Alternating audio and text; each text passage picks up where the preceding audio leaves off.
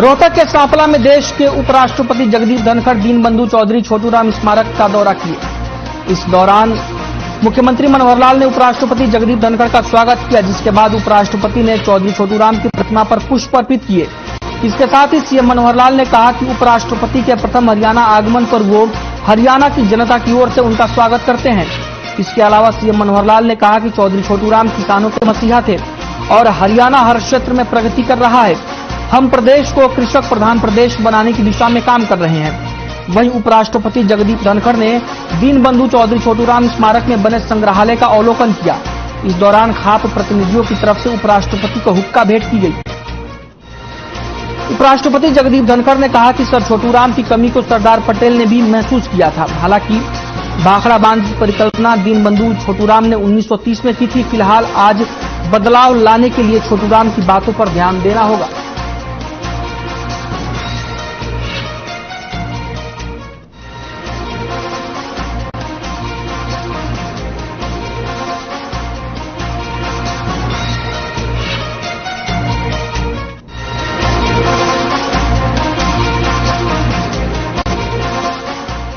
प्रदेश की पूर्व शिक्षा मंत्री और झज्जर की विधायक गीता भुक्कल ने आदमपुर उपचुनाव को लेकर बयान दिया है। गीता भुक्कल ने कहा कि आदमपुर में कांग्रेस ने मजबूती से अपना चुनाव लड़ा, जिसकी बदौलत एक अच्छा वोट बैंक कांग्रेस को प्राप्त हुआ। उन्होंने कहा कि आदमपुर चुनाव के नतीजों के बाद जिस प्रकार से कांग्रेस उम्मीदवार जयप्रकाश की गाड़ी पर पथराव किया गया, इससे भाजपा की बौखलाहट साफ नजर आती है। आने वाले समय में आम चुनाव में कांग्रेस विजय हासिल करेगी और भाजपा को आदमपुर में ही नहीं बल्कि पूरे हरियाणा में हार का सामना करना पड़ेगा। वहीं इसके साथ ही गीता भुक्कल ने किरण चौधरी की बीजेपी में शामिल होने की खबरों पर कहा कि किरण चौधरी को सामने आना चाहिए और मामले को खुद ही स्पष्ट करना चाहिए।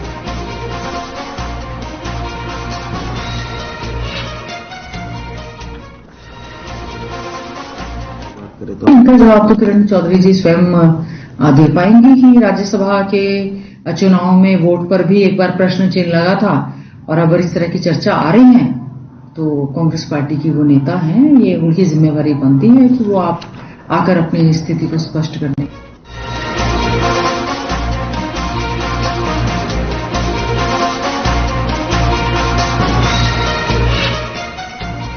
आदमपुर उपचुनाव में कांग्रेस पार्टी को मिली हार को लेकर कांग्रेस के नेता लगातार बयानबाजी कर रहे हैं। इस बीच कांग्रेस की पूर्व प्रदेश अध्यक्ष कुमारी शैलजा का बयान सामने आया है। कुमारी शैलजा ने अपनी ही पार्टी को नसीहत देते हुए कहा कि इस हार से सबक लेने की जरूरत है ताकि आने वाले चुनावों में गलतियों को दोहराया ना जा सके।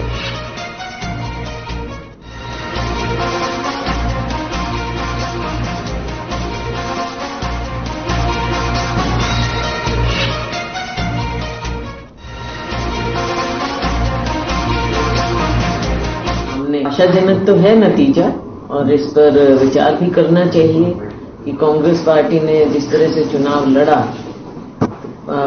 कहाँ क्या कमियां रही, क्योंकि अगर इन बातों से सीख नहीं लेंगे, राजनीति में हर एक चाहे वो उपचुनाव है या कुछ भी है उससे सीख लेनी चाहिए।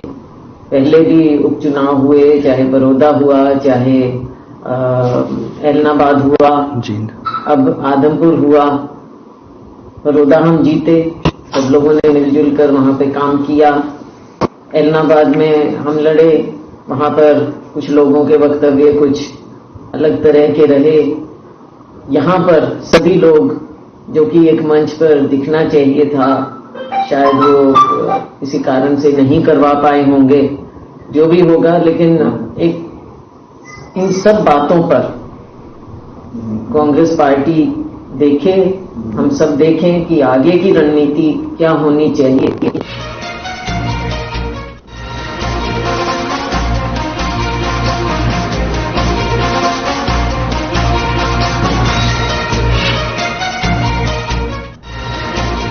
खबर चरखी से है, जहां जिले में 9 नवंबर को होने वाले चुनाव के लिए प्रशासन ने पुख्ता इंतजाम किए हैं। आपको बता दें कि जिला परिषद और ब्लॉक समिति के चुनाव के लिए चरखी जिले के सभी 128 बूथ में पुख्ता इंतजाम किए गए हैं। साथ ही कर्मचारियों को सतर्क रहने के दिशा निर्देश भी दिए गए हैं। चरखी एसडीएम नवीन कुमार ने लोगों से अपील करते हुए कहा कि आपसी भाईचारे के साथ चुनाव को पूरा करवाने के लिए जिला प्रशासन का सहयोग करें।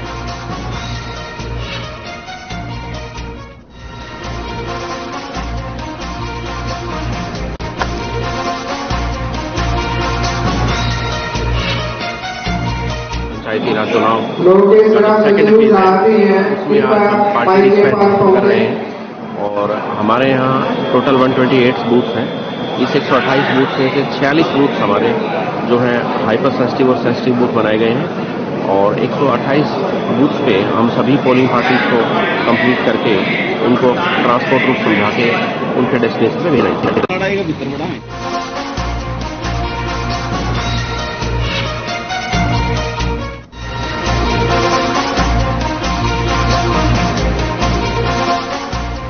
पंचायती राज चुनाव को लेकर कल दूसरे चरण के मतदान होने हैं, जिसको लेकर रेवाड़ी जिला प्रशासन की ओर से सभी पुख्ता बंदोबस्त कर लिए गए हैं। रेवाड़ी के सेक्टर 18 स्थित राजकीय महिला महाविद्यालय के सभी पीठासीन अधिकारी ईवीएम लेकर पोलिंग बूथ की ओर रवाना हो चुके हैं और कल सुबह 7 बजे से शाम 6 बजे तक मतदान किया जाएगा। चुनाव निर्वाचन अधिकारी और जिला उपायुक्त अशोक कुमार गर्ग ने मतदाताओं से निष्पक्ष और निर्भीक मतदान करने की अपील की।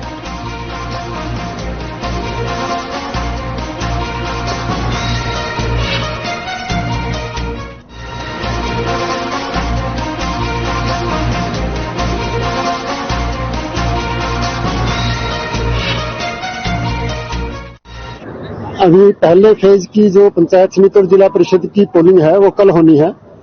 उसके लिए पोलिंग पार्टीज अपने अपने खंड से डिस्पैच हो रही हैं। लगभग 35% पोलिंग पार्टी डिस्पैच हो चुकी हैं और उम्मीद है कि अगले 2 घंटे में सारी पार्टियां डिस्पैच हो जाएंगी और अगले 3 घंटे में अपने अपने पोलिंग बूथ पे पहुंच जाएंगे और उसके बाद जाके पोलिंग बूथ अपना स्थापित करेंगी और कल पोलिंग सुबह शुरू हो जाएगी।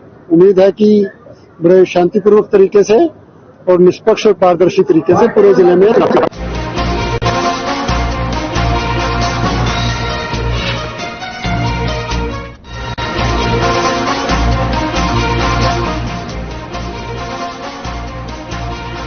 प्रदेश में बुधवार को दूसरे चरण के पंचायती राज चुनाव के लिए वोटिंग होनी है, जिसके लिए शासन और प्रशासन ने पूरी तैयारियां कर ली हैं। पोलिंग पार्टियों को बड़ी देखरेख के साथ बूथों तक पहुंचाने के लिए अधिकारियों और कर्मचारियों को तैनात कर दिया गया है। इसी कड़ी में कुरुक्षेत्र के शाहबाद के आर्य कन्या महाविद्यालय में शाहबाद एसडीएम कपिल शर्मा की अगुवाई में सभी पोलिंग पार्टी को सामान के साथ 111 बूथों के लिए डिस्पैच किया गया। एसडीएम कपिल शर्मा ने बताया कि बुधवार को दूसरे चरण के चुनाव हैं। शर्मा ने बताया कि बड़े ही शांतिपूर्ण ढंग से कुरुक्षेत्र में पहले चरण के चुनाव करवाए जाएंगे। उन्होंने कहा कि शाहबाद ब्लॉक में 12 संवेदनशील और अति संवेदनशील बूथों का चयन किया गया है। इसके लिए अतिरिक्त पुलिस बल भी तैनात कर दिए गए हैं। वहीं अर्जुन कपिल शर्मा ने सभी मतदाताओं से अपील करते हुए कहा कि लोकतंत्र को मजबूत करने के लिए अपने मत का प्रयोग जरूर करें।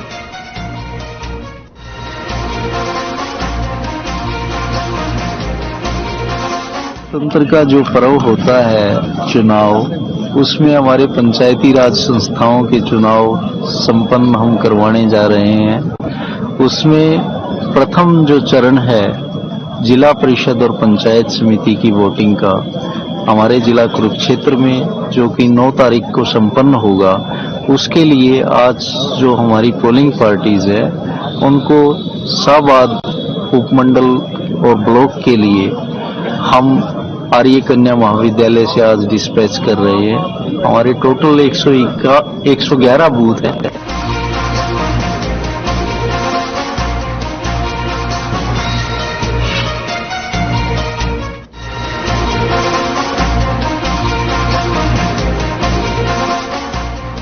कोसली में एक शादी के दौरान डीजे में हुए विवाद में 2 युवकों अमित और अमन की हत्या का मामला सामने आया है।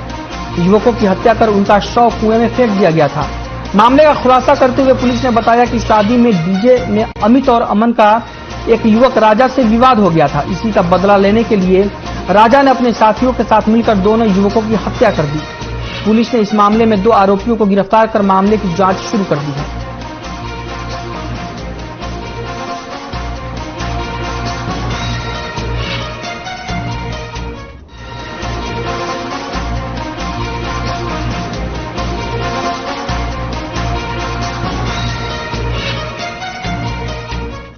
उसमें गांव के नजदीक कुआं है, उसमें 2 लाशें तैर रही।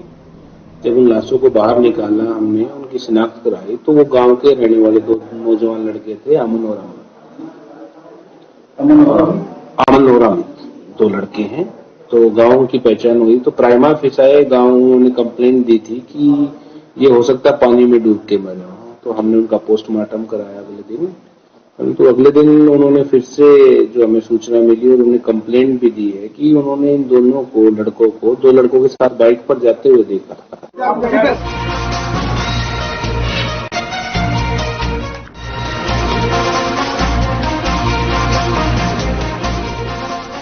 यमुनानगर में बदमाशों के हौसले बुलंद है। बताया जा रहा है कि बदमाशों ने छात्र की पिटाई कर दी। इस दौरान छात्र की मौके पर ही मौत हो गई, जिसके बाद हमलावर मौके से फरार हो गए। सूचना मिलते ही पुलिस मौके पर पहुंची और शव को कब्जे में लेकर पोस्टमार्टम के लिए अस्पताल भेज दिया। हालांकि पूरी घटना सीसीटीवी में कैद हो गई। वहीं पुलिस इस पूरे मामले की जांच में जुटी हुई है।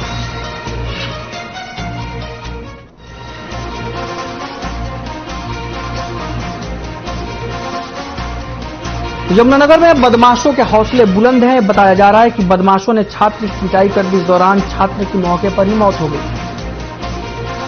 जिसके बाद हमलावर मौके से फरार हो गए। सूचना मिलते ही पुलिस मौके पर पहुंची और शव को कब्जे में लेकर पोस्टमार्टम के लिए अस्पताल भेजा।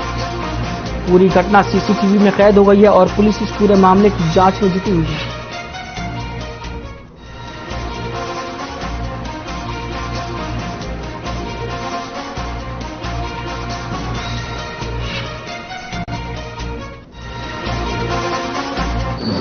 कल हमारे पास 112 से सूचना आई थी भी एक बच्चा है जो नाली में पड़ा हुआ है। जब हमने मामले की जांच की तो उसमें सामने आ गया भी 3 लड़कों ने बच्चे को मारा पीटा और उसके बाद नाली में फेंक दिया और चोटों के कारण उसकी मौत हो चुकी है, जिसपे हमने धारा 302 के तहत मुकदमा दर्ज कर लिया और इन्वेस्टिगेशन जारी है। आरोपी आइडेंटिफाई हो चुके हैं और मरने वाले का नाम अमित कुमार है, गांव मंडेबरी का रहने वाला और 20-21 साल का वो लड़का बताया।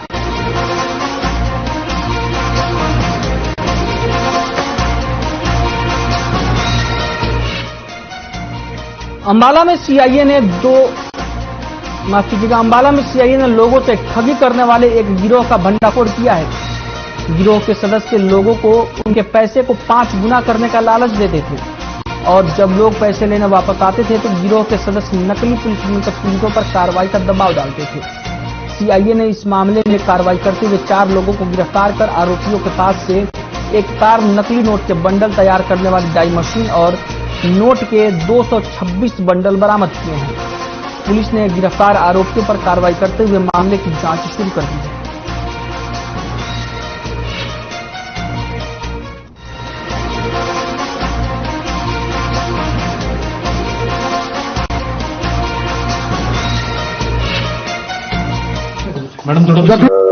एक नकली नोट की आड़ में लोगों से धोखाधड़ी करने का गैंग हमारे जिला में और आस पड़ोस के जिलों में सक्रिय है। उसी के ऊपर सीआईए 1 की टीम इंचार्ज इंस्पेक्टर हरजिंदर के नेतृत्व में बनाई गई थी, जिन्होंने इसके ऊपर आगे इंफॉर्मेशन को डेवलप करते हुए जो गैंग था उसके साथ किसी के माध्यम से टाई अप करके और उनकी प्रेमिसेस के ऊपर रेड की, जिस दौरान 4 आरोपी वहां से उन्होंने गिरफ्तार किए।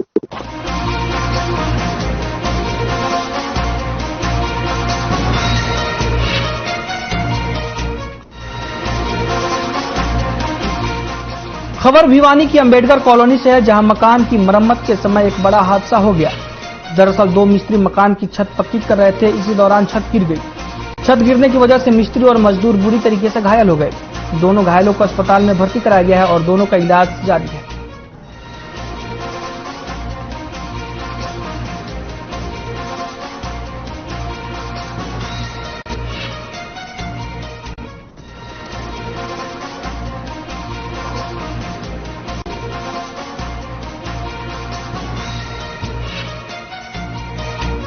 करा थे और लिपाई करते करते है ना दीवार में तरेड़ दिखी और वो छत एकदम बैठ गई ना। पहले कुछ नहीं था, सुबह का लग रहे थे काम पे, कोई दिक्कत नहीं थी। कल छत भी पक्की करी थी और आज अचानक ही हादसा हुआ। आज इमरजेंसी में मेरे पास 2 पेशेंट आए थे, बलराज और रामकुमार।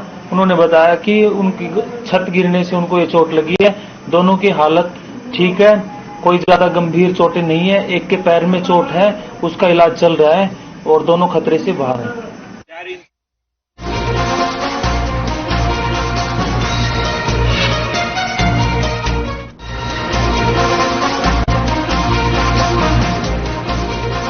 भिवानी में सीआईए पुलिस ने बस स्टैंड से पर्स और 1 लाख रुपए चोरी करने के मामले में 3 आरोपियों को गिरफ्तार किया है। पुलिस टीम ने आरोपियों को पुलिस रिमांड पर लेकर 45,000 रुपए बरामद किए हैं।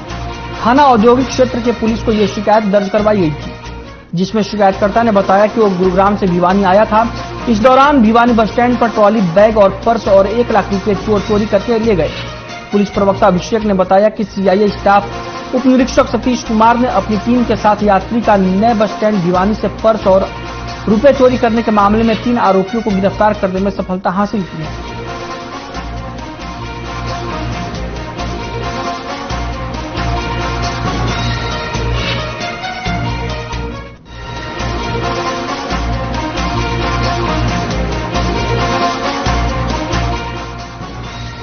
पानीपत के समालखा में बदमाशों का आतंक बढ़ता जा रहा है। ताजा मामला गांव हथवाला का है, जहां रहने वाले एक युवक की बदमाशों ने गोली मारकर हत्या कर दी। जानकारी के मुताबिक मृतक गांव के ही पूर्व सरपंच नीरज त्यागी उर्फ टांटू की हत्या के मामले में जेल से जमानत पर बाहर आया हुआ था।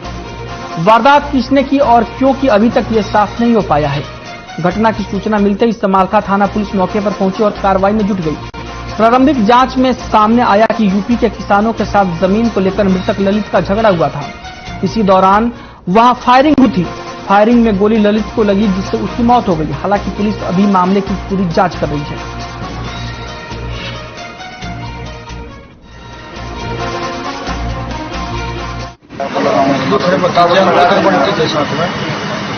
जैसे उनसे पता लगा कि ये अपने खेत में गेहूँ बो रही थी। गेहूँ बोने के बाद वो नहाने के लिए जमुना के नजदीक गया है और वहीं ये घटना हुई थी। उसको ये लग रहे थे और जो भी इसका लगी है गोली वगैरह, फिर उन्होंने इसको उठाया। कितनी गोलियां शरीर में, कितनी गोलियां मिली है? 10-12 निशान है सर। ये कल हथवाड़ा गाँव में एक ललित नाम के लड़के की डेथ हुई है, जिस संबंध में उसके भतीजे ने बताया कि मैं उसके साथ गया हुआ था और कोई अननोन आदमी तो गोली मार के भागे हैं, जिस पर हमने फायर क्लोज कर ली है और इन्वेस्टिगेशन कर रहे हैं। कहाँ मारी गोली? खेत में था? कहाँ पर? खेत में, जमुना के किनारे वाला गाँव का जो खेत है वहाँ की। सर जमानत पे आया था ये करीब 6-7 महीने पहले जमानत पे आया है। 2014 में मर्डर केस में।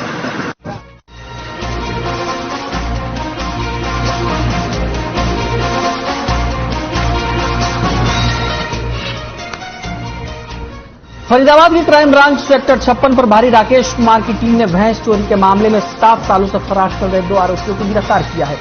दोनों आरोपी नूह जिले के बीबीपुर गांव के रहने वाले हैं। क्राइम ब्रांच टीम ने दोनों आरोपियों को अपने सूत्रों से प्राप्त सूचना के आधार पर फरीदाबाद के सेक्टर 24 एरिया के थाना मुजेसर ने भैंस चोरी के मुकदमे में गिरफ्तार किया है।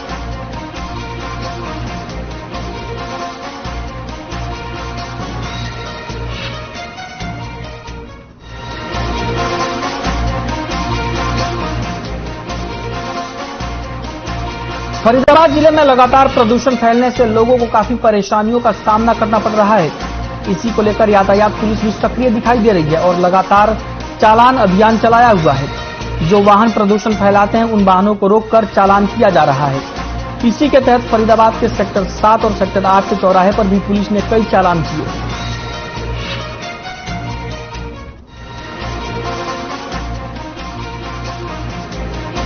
वाहनों को सिर्फ उसलिए रोका जा रहा है जो ज्यादा पोल्यूशन फैला रहे हैं, उनका पोल्यूशन चेक किया जा रहा है और जो 10 साल से पुराने व्हीकल हैं उनको बंद किया जा रहा है।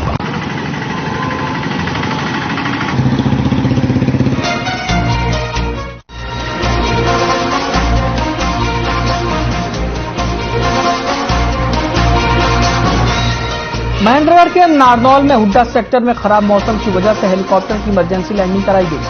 हुड्डा सेक्टर उतारने से पहले इस हेलीकॉप्टर को लहरौदा उतारने की कोशिश की गई थी, लेकिन लैंडिंग नहीं हो पाई। इस चीज के बाद नसीबपुर एक मार्बल हाउस के पास उतारने की कोशिश की गई थी, वहां भी लैंडिंग नहीं हो पाई। जबकि तीसरी बार पायलट ने सूझबूझ दिखाते हुए हुड्डा सेक्टर में जान जोखिम में डालते हुए हेलीकॉप्टर की लैंडिंग करवाई।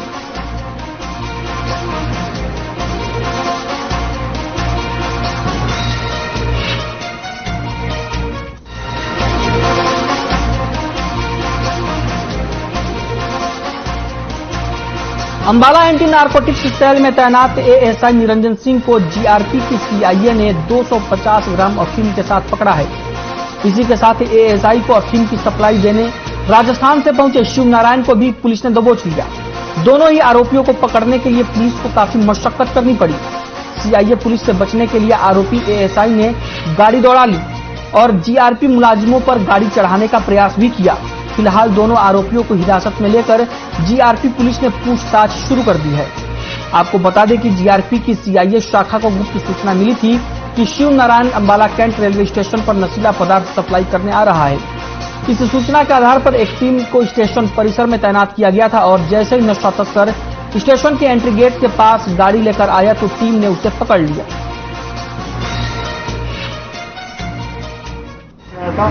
परमजीत सिंह एसआई को सीआई स्टाफ में मुखबिर खास ने मुलाकात होकर सूचना दी कि राजस्थान से एक लड़का फीम लेकर के आ रहा है, जिसने अंबाला स्टेशन के बाहर क्रेटा गाड़ी में बैठे व्यक्ति को देनी है। जो परमजीत सिंह एसआई ने अपनी टीम गठित करके स्टेशन के बाहर खड़ी गाड़ी को घेराबंदी करके पकड़ने की कोशिश की, जिसने मुलाजिमों पर गाड़ी चढ़ाने की कोशिश की। जो घेराबंदी करके दोनों मुलाजिमों को सही काबू की, दोनों आदमियों को गाड़ी में बैठे टीम से काबू कर लिया।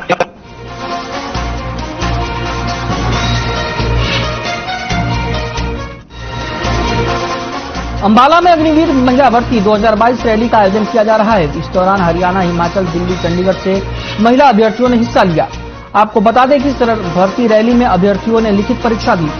इससे पहले पुलिस और सेना ने सुरक्षा के पुख्ता इंतजाम किए थे। आपको बता दें कि सेना ने अग्निवीर की भर्ती रैली 7 से 9 नवंबर तक हो रही है, जिसमें आज केवल महिलाओं का फिजिकल टेस्ट किया गया। वहीं इस भर्ती रैली में पहुंचने वाली महिलाओं ने बताया कि गांव में किसी भी तरीके से अभ्यास करने का कोई स्टेडियम नहीं है, फिर भी उन लोगों ने इस टेस्ट के लिए खेतों में जाकर अपने आप को तैयार किया है।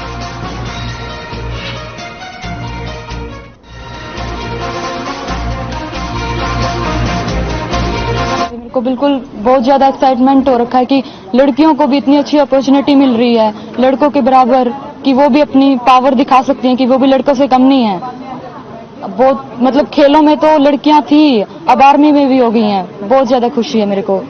मेरे फैमिली में कोई नहीं, मतलब डिफेंस में कोई नहीं है, लेकिन मेरा सपना है कि मैं डिफेंस में जाऊं, क्योंकि पापा का एम था कि वो डिफेंस में जाएं। फिर भाई भी वो सपना पूरा नहीं कर पाए, तो अब मेरा सपना है। मैंने लेफ्टिनेंट पोस्ट के लिए भी अप्लाई किया है, एफकेट और सीडीएस बोथ में ट्राई भी किया है, लेकिन वहां पे नहीं हो पाया। तो अब सरकार, मोदी सरकार ने मेरे को ये अपॉर्चुनिटी मिली है मेरे को अग्निवीर की, तो अब मैं इसके थ्रू अपनी फैमिली का सपना पूरा करना चाहती हूँ।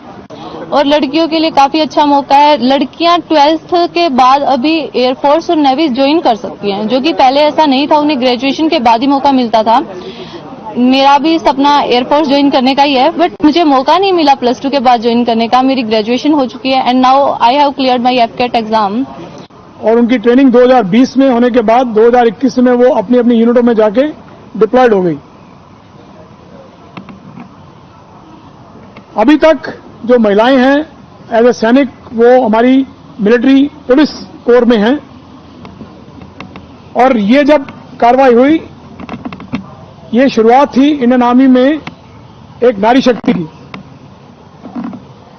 और ये भी साबित किया गया, जैसे हरियाणा में कहते हैं कि ये हमारी छोरियां छोरों से कम नहीं है।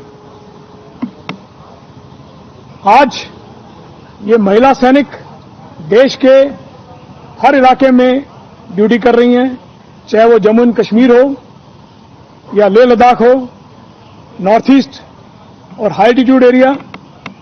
और मुझे ये कहते हुए बहुत गर्व है कि जो 100 महिला सैनिक हैं, उसमें से 16 यूएन मिशन में नौकरी कर चुकी हैं या कर रही हैं।